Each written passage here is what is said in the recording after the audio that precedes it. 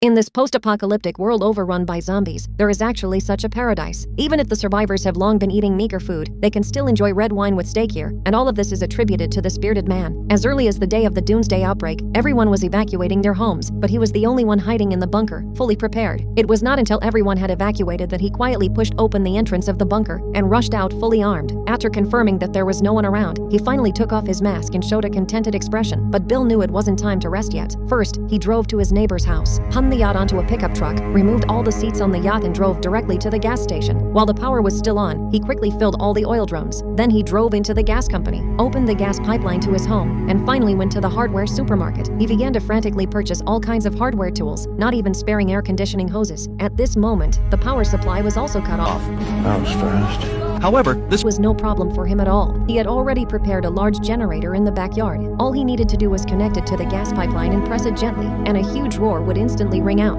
The next step was to build fortifications. First, he used an electric grid to encircle all the nearby houses. Then, he cut down the trees near the electric grid to create a wide enough view. Finally, he buried dozens of fire pipes. A basic fortification was complete. At the very end, he collected food to cultivate a small vegetable garden, set up a chicken farm, and built a meat storage cold storage. Thus, the utopia in the post-apocalyptic world was finally formed. In the days that followed, apart from going out to purchase supplies, Bill spent the rest of his time watching the mutants who had fallen into traps. His life was relatively comfortable. But one day 4 years later, when Bill was making weapons, the alarm went off one after another. It turned out that another zombie had fallen into a trap. There was no choice but for him to be fully armed and clear it. But what he never expected was that a human voice suddenly came from inside the trap. This was the first time in 4 years that he had heard a human voice. However, to be cautious, he still loudly questioned the other person if they had any weapons. Only after getting a negative answer did he dare to go forward to check.